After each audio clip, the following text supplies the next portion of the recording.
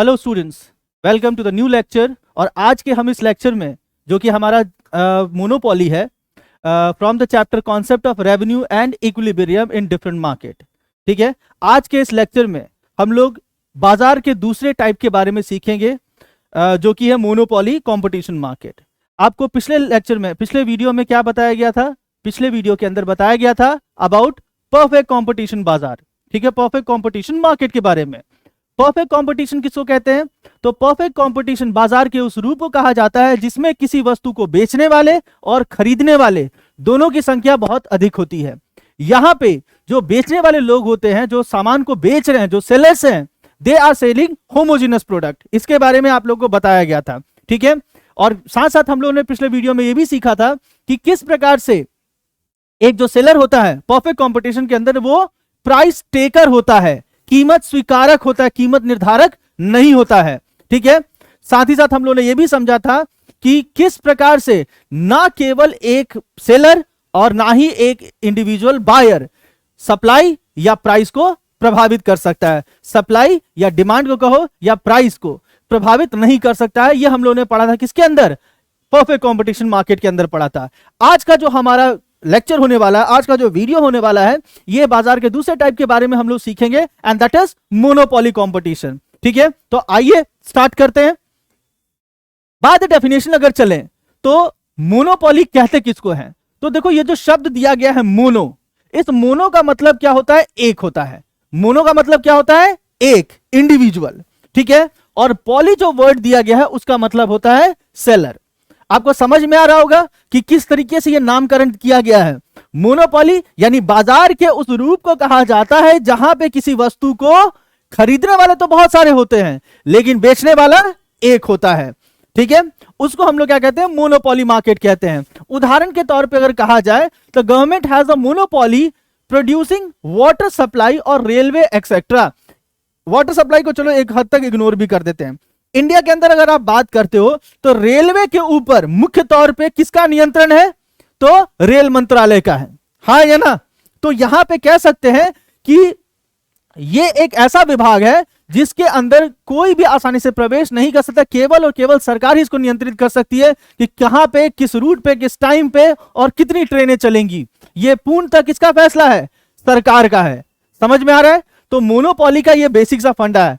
एक बार और अगर रिपीट कर दे तो बाय द डेफिनेशन अगर हट के इसको हम सरल भाषा में समझे तो मोनोपोली वर्ड का मतलब क्या होता है? एक सेलर, एक विक्रेता।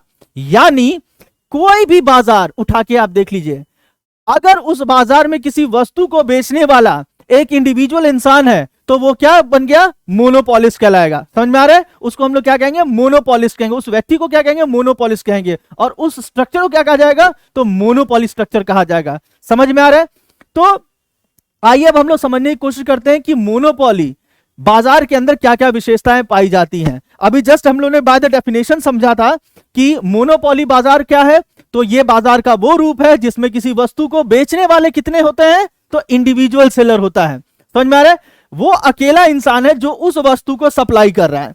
उदाहरण बहुत सारे अवेलेबल है लेकिन सरल भाषा में, आसान भाषा में जिसको हम लोग याद रख सकते हैं वो हमारे देश के अंदर कौन सा है? रेलवे को आप याद रखिए। रेलवे को हम लोग आसानी से याद रख सकते हैं कि इंडिया के अंदर क्या है, तो वो मोनोपोली स्ट्रक्चर के रूप में जाना जाता है। क्लियर है? दूसरा विशेषता अगर हम लोग देखें मोनोपोली बाजार का, तो हमारे सामने दूसरा जो विशेषता देखने को मिलता है that is no close substitute. देखिए, इसको समझिए। मान लेते हैं कि भाई अगर हम लोग टाइगर बिस्किट की बात करते हैं तो we have multiple biscuits available in the market. हमारे पास बाजार में बिस्किट की बहुत सारी किस्में मौजूद हैं। गुड डे बिस्किट हो गया, टाइगर बिस्किट हो गया, पार्ले जी बिस्किट हो गया, 50-50 हो गया, बहुत से बिस्किट्स अवेलेबल है। हाँ या ना? तो हमारे पास कुछ चीजों के केस में बहुत सारे सब्स्टिट्यूट हमारे पास अवेलेबल रहता है, उसके विकल्प मौजूद रहते हैं। लेकिन मोनोपोली बाजार की सबसे बड़ी विशेषता यह है कि एक जो मोनोपोली बाजार के अंदर जो मोनोपोलिस्ट सामान को बेच रहा है, उस सामान का कोई सब्स्टिट्यूट नहीं होता है। उदाहरण में मैंने रेलवे का बात किया था। अब अगर आप रेलवे को उठा के देखते हो, ठीक है, रेलवे की अगर आप बात करते हो तो रेलवे का अगर आप सब्स्टिट्यूट देखो तो क्या है? क्या कोई रेलवे का सब्स्टिट्यूट हमारे पास अवेलेबल है? नहीं है। आपके दिमाग में कुछ देर के लिए अगर आ रहा है कि सर रेल का सब्स्टिट्यूट तो हमारे पास रोडवेज है, रेलवे का सब्स्टिट्यूट जो है हमारे पास एयरवेज है, कैसे आप बोल रहे हैं कि हमारे पास मोनोपोली के अंदर सब्स्टिट्यूट अवेलेबल नहीं रहता है? देखो बहुत सिंपल सा उदाहरण मैं आपको देता हूं। मान लेते हैं कि if you are comparing railway and bus, दोनों एक दूसरे के सब्स्टिट्यूट नहीं कहला सकते हैं। क्यों नहीं कहला सकते हैं?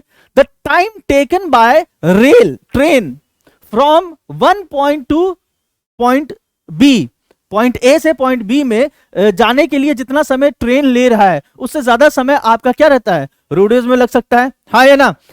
अगर आप रेल को कंपेयर कर रहे हो एरोप्लेन के साथ तो कॉस्ट के साथ से कंपेयर कीजिए। सब्स्टिट्यूट में क्या होता है, लगभग हर पैमाने पे थोड़ा क्लोजनेस दिखता है, लेकिन अगर आप रेलवे को रोडवेज के साथ या रेलवे को एयरवेज के साथ कंपेयर करते हो तो जो नेचर, जो क्वालिटी आपको इन सब में देखने को मिलेगा वो एक दूसरे से थोड़ा अलग अलग होता है। इसलिए हम लोग कहते हैं कि मोनोपोली बाजार के अंदर जो वस्तुएं बेची जाती हैं, मोनोपोली बाजार के अंदर जो मोनोपोलिस्ट जो भी सामान को बेच रहा है उसका कोई भी सब्स्टिट्यूट अवेलेबल नहीं होता है। इस चीज को हमेशा याद रखिएगा। क्लियर है? अगली जो विशेषता की बात करते हैं मोनोपोली बाजार के अंदर,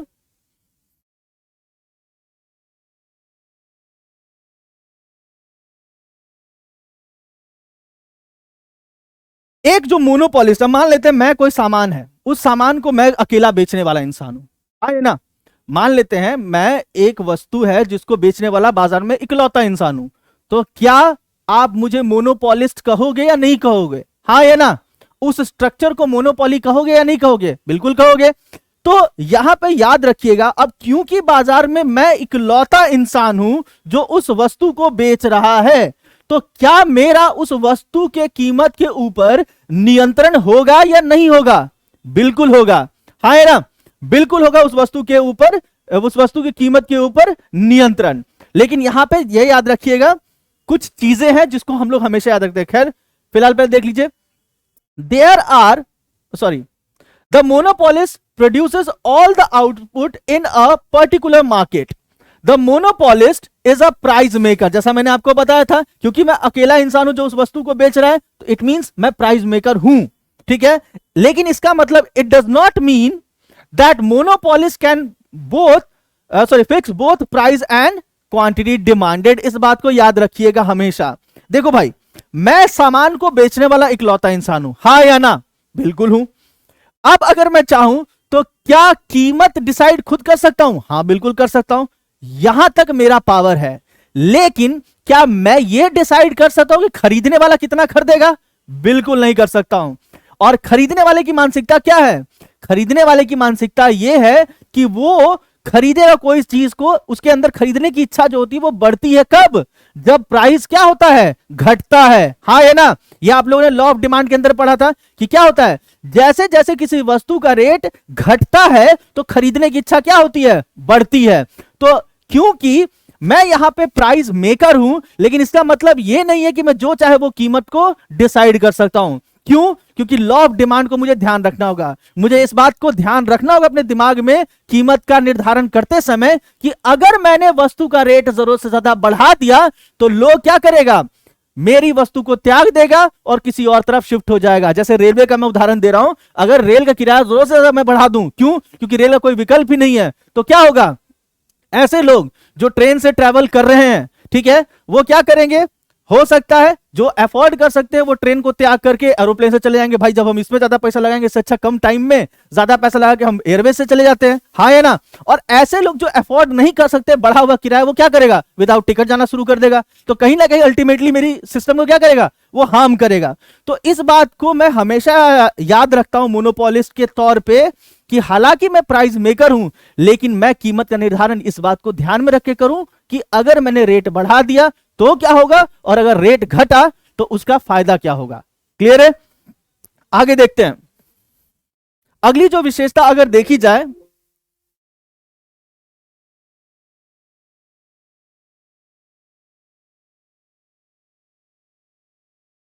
बैरियर्स टू एंट्री।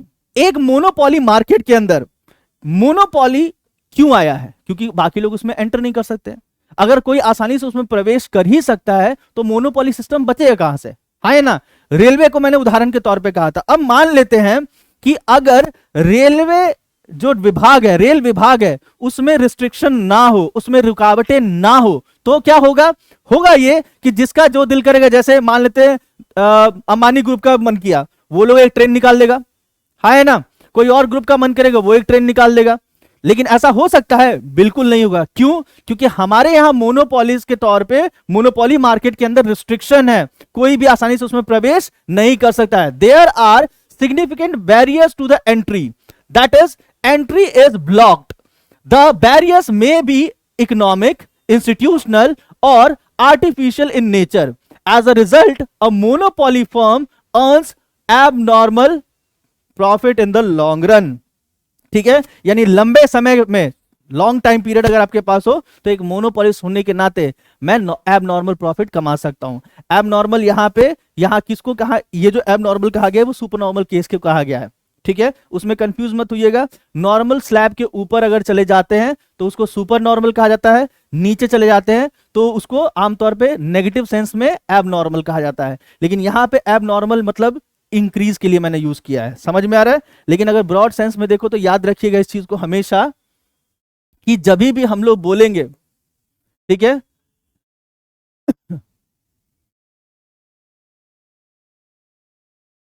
जब भी हम लोग बोलते हैं नॉर्मल के केस को, कहां गया?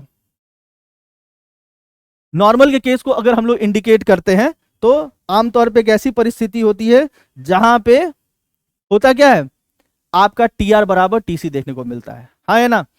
यहां पे फिलहाल याद रखिएगा, ये जो एबनॉर्मल वर्ड यूज किया गया है वो प्रॉफिट यानी सुपर नॉर्मल के लिए यूज किया गया है। मैं ये बता दे रहा हूं, इसलिए कंफ्यूज मत होना कि हम लोगों ने क्लास में कुछ और पढ़ा था, यहां कुछ और देखने को मिल रहा है। नहीं, यहां पे मैं साफ साफ कह दे रहा हूं कि एबनॉर्मल यहां इंडिकेट कर रहा है किस चीज को? सुपर नॉर्मल वाले केस को।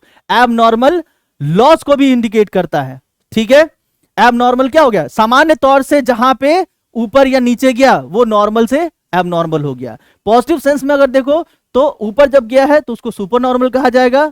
नेगेटिव सेंस में देखो नीचे की तरफ गया है तो उसको हम लोग स्पेसिफिकली एबनॉर्मल का नाम देते हैं। लेकिन यहां हम लोगों ने सुपर नॉर्मल को इंडिकेट किया है। ठीक है, अब अगले पॉइंट पे देखते हैं, प्राइस डिस्क्रिमिनेशन। मोनोपोली बाजार के अंदर हम लोग को डिस्क्रिमिनेशन देखने को मिलता है। कैसे? अब समझिए इसको। मान लेते परफेक्ट कंपटीशन का मैंने उदाहरण दिया था। परफेक्ट कंपटीशन में क्या होता था कि भाई टाइगर बिस्किट अगर मैं लेने जाऊं, कोई और लेने जाए, घर का छोटा बच्चा लेने के लिए चला जाए, या कोई भी जीव जंतु अगर उसको खरीदारी करने आता है उसको आप भेज दो, सबके लिए प्राइस क्या होगा? अगर 5 रुपए का है तो 5 रुपए ही होगा, है ना। लेकिन मोनोपोली मार्केट के अंदर यह थोड़ा सा खेल अलग होता है। उदाहरण मैंने रेलवे का लिया था तो उसी के रेफरेंस में समझाता हूं। मान लेते हैं पटना से अगर आप दिल्ली जा रहे हो, यहां का स्लीपर का जो एक चार्ज है आमतौर पे वो अगर मैं उठा के कहता हूं कि मान लेते हैं 700 रुपया है, ठीक है। अब मुझसे वो 700 रुपये लिया जा रहा है। सेम स्लीपर क्लास का अगर कोई डिफेंस में काम कर रहा व्यक्ति हो, वो अगर टिकट खरीदता है उसको कुछ और प्राइस पे पड़ेगा, है ना।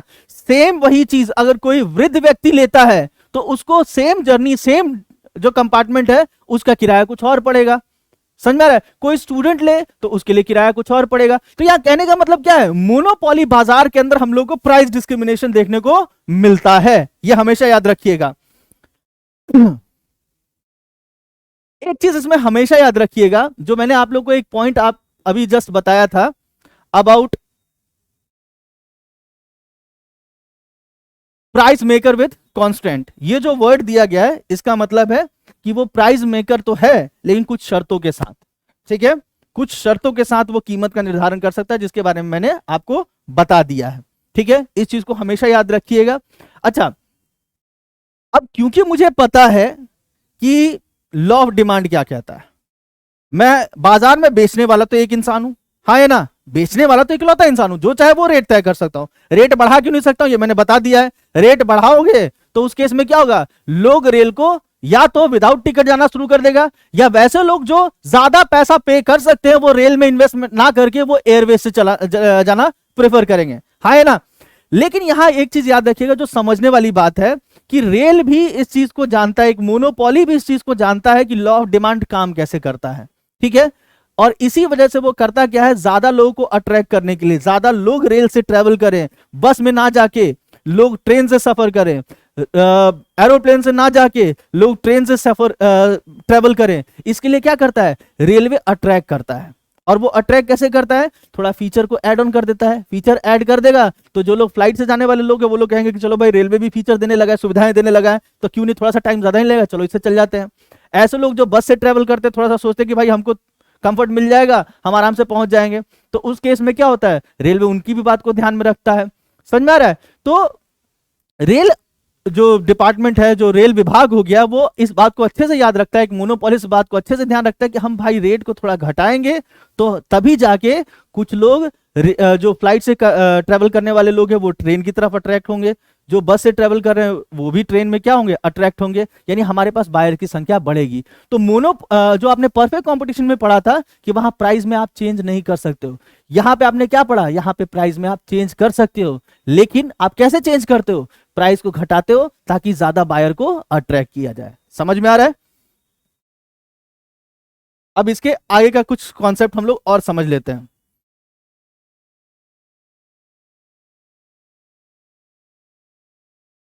देखिए जब भी हम लोग मोनोपोली की बात करते हैं, अक्सर ये एग्जाम में क्वेश्चन पूछ लिया जाता है,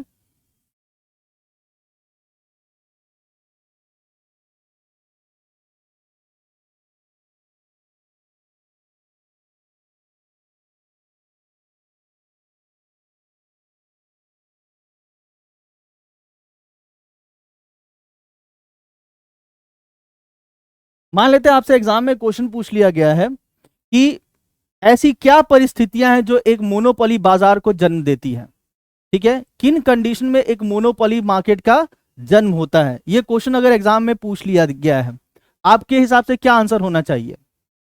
इस क्वेश्चन के बारे में सोचिएगा। हमने पढ़ लिया क्या चीज, कि मोनोपोली मार्केट कहते किसको है, ठीक है, हमने ये अच्छे से समझ लिया है, इसमें तो कोई डाउट नहीं है। लेकिन अगर एग्जाम में आपसे क्वेश्चन पूछ लिया है कि बताइए मोनोपोली मार्केट की उत्पत्ति का कारण क्या है, कैसे एक मोनोपोली मार्केट का जन्म होता है, ठीक है, आइए अब इस क्वेश्चन को समझा जाए। जो पहला पॉइंट हम लोग को याद रखना है कि जिसके कारण से एक मोनोपोली मार्केट का जन्म होता है, वो पहला जो पॉइंट है दैट इज गवर्नमेंट लाइसेंसिंग। मान लेते हैं कि भाई आपके इलाके में, उदाहरण के तौर पे मान लीजिए कि आपके इलाके में सरकार ने क्या किया, किसी एक इंसान को, बिहार में हालांकि ये बोलना बहुत बड़ा गुनाह है, लेकिन रेफरेंस के लिए मैं यूज कर रहा हूं कि बिहार में क्योंकि शराबबंदी है, ठीक है, मान लेते हैं कि बिहार सरकार ने सोचा कि भाई हमारे यहां क्या है, लोग रो रहे हैं वाइन के कंजप्शन के लिए, तो क्यों नहीं किसी एक इंसान को हम लोग लाइसेंस दे देते हैं कि चलो भाई हम आपको लिए, जो लोग वाइन कंज्यूम करना चाहता है हम उसके लिए एक शॉप अवेलेबल करा देते हैं। अब हुआ क्या, पूरे बिहार में कहीं वाइन नहीं अवेलेबल है, ग्राउंड रियलिटी कुछ भी हो, लेकिन अगर आप आमतौर पे मानो तो आप इस चीज को अच्छे से समझ सकते हो कि अब ऐसी स्थिति में जहां पे आसानी से वाइन नहीं मिल रहा है, सरकार ने क्या किया, बिहार सरकार ने सिस्टम अपना लिया कि भाई हम एक को लाइसेंस दे रहे हैं, और वो एक शॉप जो है मान लेते पटना के किसी हिस्से में खोल दिया गया। अब हुआ क्या, ये जो स्ट्रक्चर है उस अकेले उस शॉप को उसने क्या बना दिया, मोनोपोली बना दिया कि नहीं बना दिया। अब वो वाइन शॉप के ओनर के ऊपर है कि वो किस रेट पे किस तरीके से वो वाइन को बेचना चाहता है। तो यहां रेफरेंस क्या था, रेफरेंस ये था कि जब सरकार सीमित कर देता है, लाइसेंसिंग वाली सिस्टम को लागू कर देता है, तो वो मोनोपोली बाजार को जन्म देता है। समझ में आ रहा है? मान लेते पहले क्या था, जिसके पास पैसा है, ठीक है, थोड़ा बहुत पेपर वर्क करके वो लाइसेंस प्रोक्योर कर लिया, उसको शॉप खोलने का अनुमति है। लेकिन आज की स्थिति में अगर मैं कहता हूं कि सरकार ने किसी एक इंसान को ही पूरे बिहार में अधिकार दिया कि भाई you can open a wine shop in Bihar, तो वैसे केस में क्या हो गया, वो इकलौता इंसान क्या बन गया, मोनोपोली बन गया। समझ में आ रहा है? दूसरा जो मोनोपोली मार्केट को जन्म देता है दैट इज पेटेंट राइट। मान लेते हैं भाई कि मैंने कोई चीज का आविष्कार किया है, ठीक है, मैंने कोई चीज को का आविष्कार किया है। अब उस आविष्कार को करने के बाद मैं क्या करूंगा, मैं अपने उस आविष्कार को अपने नाम पे सुरक्षित कर लूंगा, है ना, कि भाई उसका निर्माण किसने किया है, मैंने किया है, ताकि कोई चोरी ना कर सके। समझ में आ रहा है? तो मैं क्या करूंगा, उस चीज को पेटेंट करा लूंगा। तो ये जो पेटेंट कराया गया है, ये जो पेटेंट का अधिकार दिया गया है, इस अधिकार के तहत क्या हुआ, हुआ ये कि अब मैं उस अधिकार की वजह से अपने उस आविष्कार का इकलौता मालिक हो गया।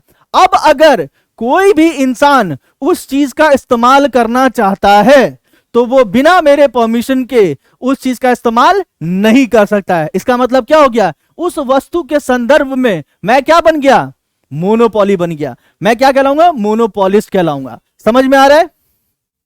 अगला जो सिस्टम है दैट इज कार्टेल। कार्टेल की वजह से भी क्या होता है, मोनोपोली मार्केट का जन्म होता है, मोनोपोली स्ट्रक्चर का जन्म होता है। कार्टेल बेसिकली होता क्या है, कार्टेल बेसिकली एक समूह है। समूह कैसा है, मान लेते हैं भाई, इसको ऐसा समझिए कि हमारे पास बाजार में किसी वस्तु को बेचने वाले 4 लोग हैं, ए बी सी डी। ठीक है, ये चारों मिलके क्या कर रहे हैं, ये चारों मिलके बनाते हैं कार। ठीक है, ये गाड़ी बनाने वाली कंपनियां हैं। समझ में आ रहा है। अब होगा क्या, इन लोगों का एक दूसरे के साथ कंपटीशन बना रहेगा। हाँ है ना, लगातार इन लोगों के बीच क्या रहेगा, प्रतियोगिता बना रहेगा। अब यहां पे हुआ क्या, व्यापारी ने सोचा कि भाई हम लोग आपस में 4 ही लोग तो हैं, क्यों आपस में एक दूसरे का लॉस करा रहे हैं, मिलके व्यापार करते हैं। इतने सारे तो लोग हैं कार खरीदने वाले, आपस में क्यों प्रतियोगिता करना, सबको कमाने का मौका मिलना चाहिए। तो इन्होंने क्या किया, एक मीटिंग बुलाया। मीटिंग बुला के क्या बोला कि भाई हमारे सामने एक प्रस्ताव है। प्रस्ताव ये है, मैं एक रेफरेंस के तौर पे बोल रहा हूं, प्रस्ताव ये है कि मान लेते हैं हम लोग तय करते हैं कि 1 साल में हम लोग 1 लाख जो है वो गाड़ी बेचेंगे।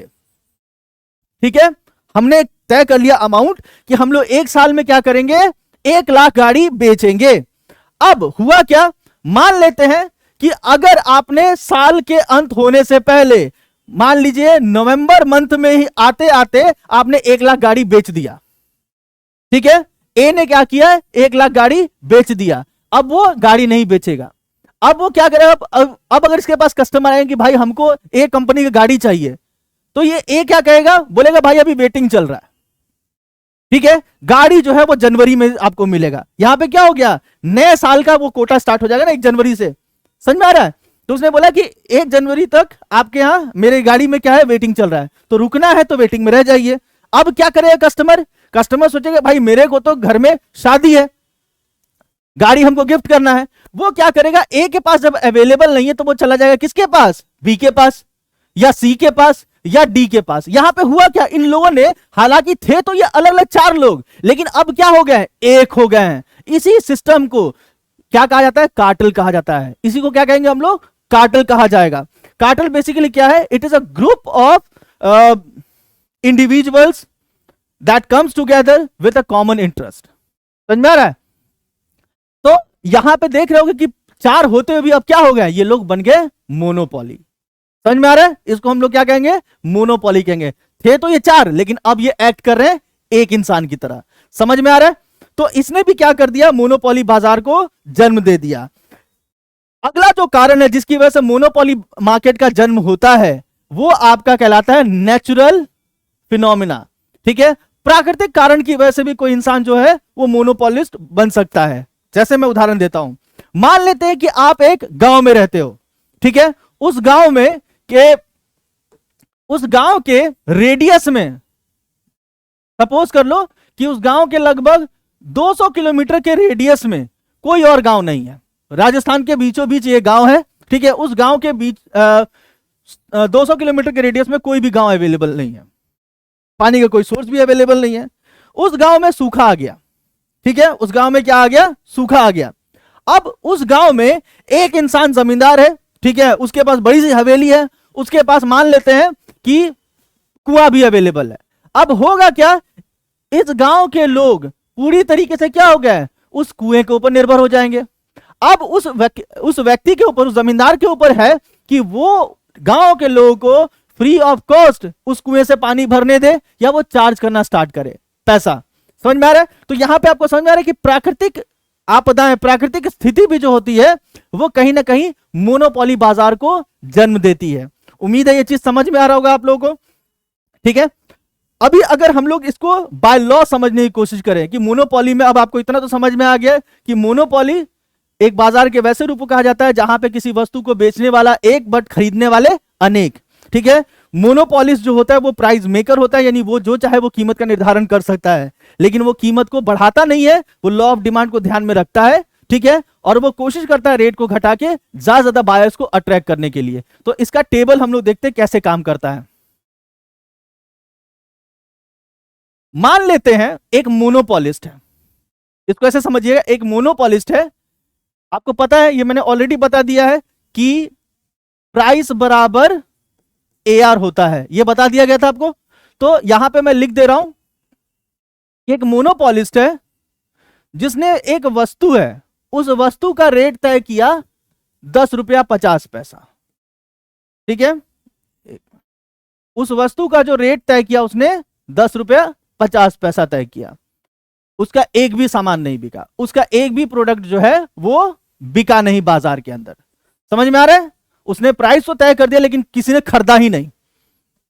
अब इस पॉइंट पे उसकी कुल कमाई कितनी हो गई? तो आपको बताया गया है TR बराबर होता है प्राइस इनटू क्वांटिटी। कुल उसने कितना कमा लिया इस पॉइंट पे? अगर देखा जाए तो कुल उसकी कमाई हो गई 0 रुपया। हाँ या ना? अब उसने देखा कि भाई हम रेट तय किए हैं, सामान तो बिक ही नहीं रहा है।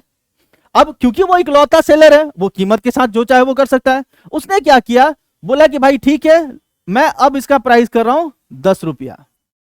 हुआ क्या, उसका एक क्वांटिटी बिक गया। कुल उसने कितना कमा लिया? कुल कमा लिया उसने 10 रुपया। पहले से अब में, पहले जहां वो एक भी रुपए नहीं कमा रहा था, अब कितना कमा रहा है? 10 रुपया कमा रहा है। यानी बाबू यहां पे हम कह सकते हैं कि उसकी कमाई में चेंज कितने का आया है? उसकी कमाई में चेंज आ गया है 10 रुपए का। यहां क्योंकि ऊपर कंपेयर करने के लिए कुछ है नहीं, इसलिए यहां हम लोग लिखते हैं डैश। ठीक है,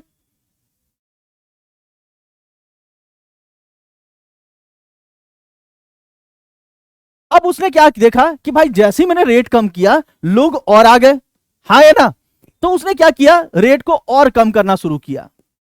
समझ में आ रहा है? उसने क्या किया, रेट को और रिड्यूस कर दिया। हुआ क्या, और सामान बिका। है ना? कुल इसने कितना कमा लिया? 9 रुपए 50 पैसे के भाव से उसने 2 वस्तुएं बेची, तो उस हिसाब से कितना उसने कमा लिया? 19 रुपया कमा लिया। हाँ या ना? उसकी कमाई में कितने का चेंज आ गया? पहले जहां 10 रुपए कमा रहा था, अब उसकी कमाई में चेंज कितने का आ गया? 9 रुपए का। आपको याद होगा परफेक्ट कंपटीशन में क्या था, कमाई में चेंज सेम हो रहा था। क्यों? क्योंकि प्राइस हर लेवल पे क्या था, सेम था। कोई इंडिविजुअल जो सेलर है वो कीमत को चेंज नहीं कर सकता। अब क्योंकि यहां पे वो चेंज कर रहा है, सेलर जो है वो कीमत को लगातार क्या कर रहा है, घटा रहा है। क्यों घटा रहा है? ताकि उसका सामान ज्यादा बिके। तो इसी वजह से उसकी कमाई में भी जो चेंज हो रहा है वो लगातार क्या होगा, कम होते रहेगा। ठीक है, उसने और रेट घटाया। इस पॉइंट पे कुल इसने 27 रुपए कमा लिया। उसकी कमाई में चेंज कितने का आ गया? 8 रुपए का चेंज आ गया। ठीक है, और रेट घटा देता है।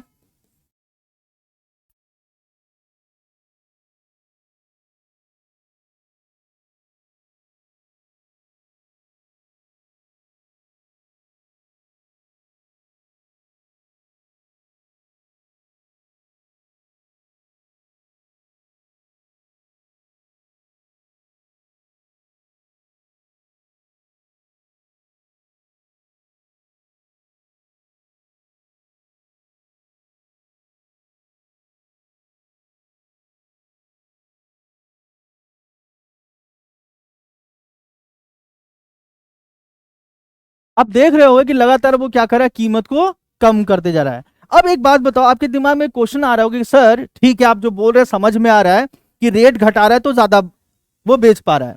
ठीक है, लेकिन क्या घटते घटते कभी ऐसा भी होगा कि वो प्राइस जीरो कर दे? नहीं, ऐसा कतई नहीं होगा। कौन व्यापारी प्राइस घटाते घटाते वो जीरो करेगा? एक लिमिट तक घटाएगा, तब तक घटाएगा जब तक उसको एक नॉमिनल कमाई हो जाए। ठीक है, और वैसे भी if you want to have something you have to pay something.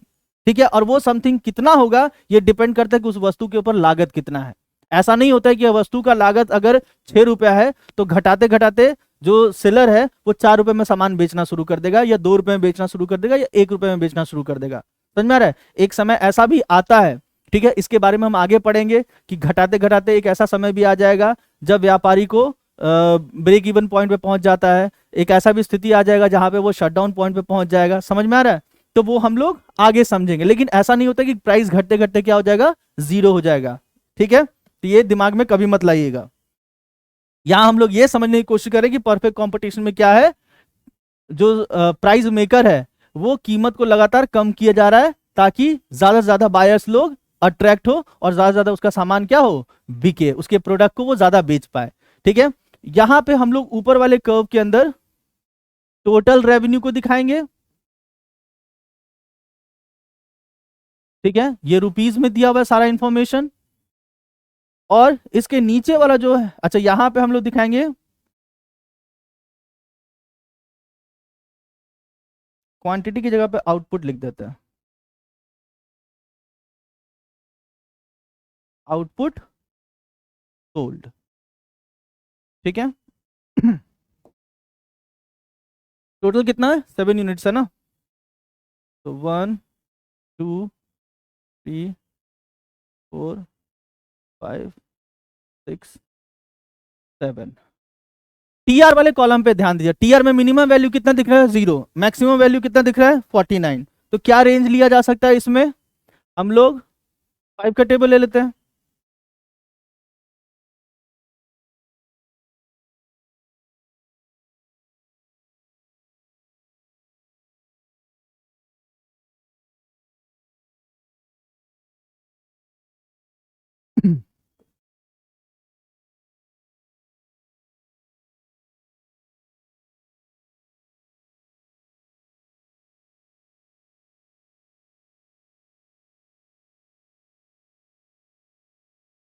Ten 15 20 25 30 35 40 45 और 50। ठीक है, और नीचे में हम लोग यहाँ पे रिप्रेजेंट कर देंगे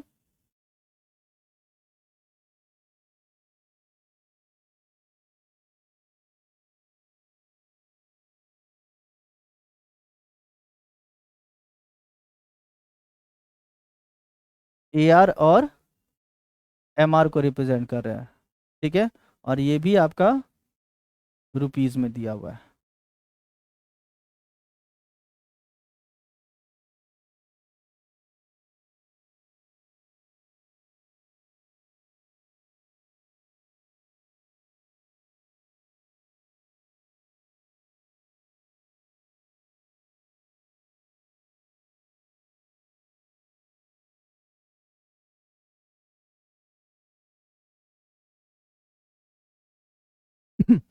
अब क्योंकि हम लोग एक कर्व पे ए आर और एम आर दोनों को दिखा रहे हैं, तो दोनों कॉलम पे ध्यान दीजिए। ए आर आपका ये है, ठीक है, क्योंकि पी बराबर ए आर होता है। तो ये वाले कॉलम पे ध्यान दीजिए और एम आर वाले कॉलम पे ध्यान दीजिए और बताइए मिनिमम वैल्यू आपको क्या दिख रहा है। मिनिमम वैल्यू दिख रहा होगा आपको 4, राइट, और मैक्सिमम वैल्यू कितना दिख रहा है, 10.5 दिख रहा है। ठीक है, तो स्टार्ट करते हैं, क्या रेंज लिया जा सकता है इसमें, 2 का टेबल ले लेते हैं।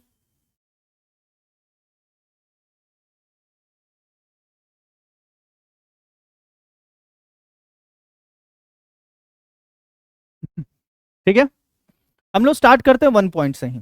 ठीक है, 0 को दिखाना आप चाहो आप दिखा सकते हो, बट मैं यहाँ पे रेफरेंस के लिए ले रहा हूँ पॉइंट 1 से। तो 1 पे टीआर कितना है, 1 पे टीआर है हमारा 1 पे टीआर, 0 पे टीआर है 0, और 1 पे है कितना, 1 पे है 10। 2 पे टीआर कितना है, 2 पे टीआर है 19, तो 20 से हम लोग थोड़ा सा नीचे ले लेते हैं। ठीक है, इसके बाद कितना है, 3 पे 27, तो 3 पे 27 अप्रोक्स हमारा यहाँ आएगा। इसके बाद 4 पे 34 है, तो 35 से थोड़ा सा नीचे ले लेते हैं। इसके बाद कितना है, 5 पे 40 है, तो 5 पे 40 हम लोग यहाँ दिखा देंगे। इसके बाद 6 पे है 45, 6 पे 45 यहाँ हो गया। 7 पे कितना है, 7 पे है 49। ठीक है, तो अगर आप देखो तो जहां आपने परफेक्ट कंपटीशन में देखा था वो एक स्ट्रेट लाइन ऐसे गया था 45 डिग्री का, यहां पे अगर आप ध्यान दोगे तो ये कुछ इस तरह से बना है, ये हो गया आपका टी आर कर्व, राइट।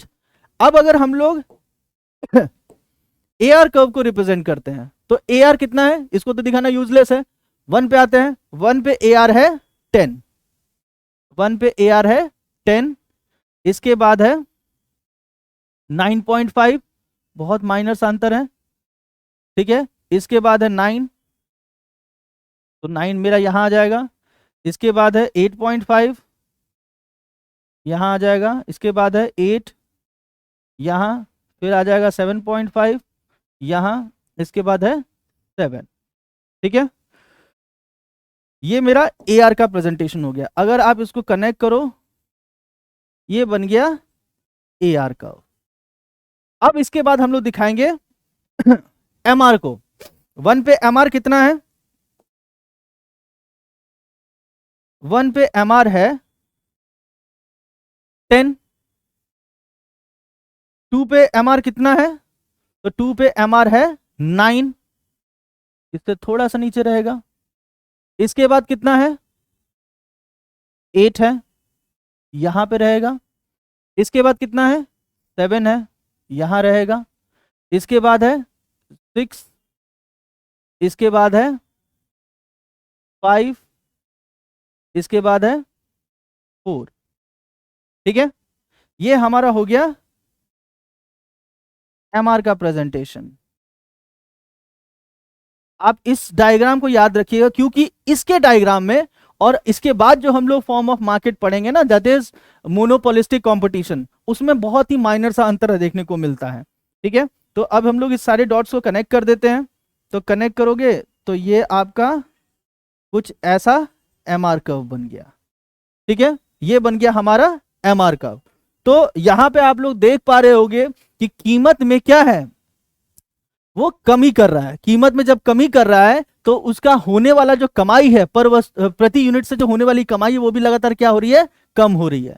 ठीक है, अब हम लोग इसका जो कंपैरिजन है वो मोनोपोलिस्टिक से कहेंगे। यहां पे वो कीमत को घटा रहा है लेकिन बहुत ही माइनर सा कमी कर रहा है। ठीक है, लेकिन मोनोपोलिस्टिक में क्या होता है? मोनोपोलिस्टिक में भी क्या होगा? ज्यादा बेचने के लिए वो रेट घटाता है, लेकिन इसकी तुलना उसमें ज्यादा डाउनफॉल देखने को मिलता है। तो देखने में दोनों डायग्राम आपको सेम ही लगेगा, लेकिन माइनर सा अंतर जरूर है। ठीक है, तो ये रहा आपका दैट इज मोनोपोली मार्केट। ठीक है, इसको अच्छे से पढ़िएगा। और साथ साथ मैं बार बार सजेस्ट करूंगा कि टिल द टाइम जब तक ये पूरा चैप्टर चल रहा है, आप बार बार फर्स्ट वीडियो से लेके, यानी इस चैप्टर का जो फर्स्ट वीडियो है, फर्स्ट डोज है, दैट इज 6.1, 6.2 और आज हमारा 6.3 है, ये तीनों पढ़ के रखिएगा, सो दैट कि जब आप 6.4 में एंटर करोगे तो आपका कॉन्सेप्ट और अच्छे से समझ में आए। क्यों? क्योंकि देखिए 6.2 में हम लोगों ने 6.1 में क्या पढ़ा? इंट्रोडक्शन से स्टार्ट किया था, जिसमें हमने ये भी पढ़ा कि रेवेन्यू क्या होता है। ठीक है, रेवेन्यू के कितने फॉर्म्स होते हैं उसके बारे में हम लोगों ने समझा। इसके बाद हमने पढ़ा मार्केट के बारे में, मार्केट के टाइप कितने होते हैं, ये हमने पढ़ा था 6.1 के अंदर। 6.2 के अंदर आपको फिर उन टाइप्स में से जो पहला टाइप है दैट इज परफेक्ट कंपटीशन, उसके बारे में बताया गया। ठीक है, फिर ये रहा आपका 6.3 जिसके अंदर मोनोपोली के बारे में बताया गया, और इसके बाद हम लोग पढ़ेंगे मोनोपोलिस्टिक के बारे में। तो इसको बार बार रिवाइज कीजिए सो दैट कि आपका एक प्रॉपर ग्रिप बना रहे इस चैप्टर के ऊपर। क्यों? क्योंकि बाजार समझोगे तब पूरा रेवेन्यू का जो खेल होता है वो आपको समझ में आएगा, और रेवेन्यू अगर आपने समझ लिया, बाजार आपने समझ लिया, तब जाके आपको आसानी से समझ में आएगा कि बाजार में एक व्यापारी जो होता है, एक जो प्रोड्यूसर होता है, वो कब जाके संतुलन की स्थिति में होता है। ठीक है, मिलते हैं नेक्स्ट लेक्चर में। Till then, thank you so much.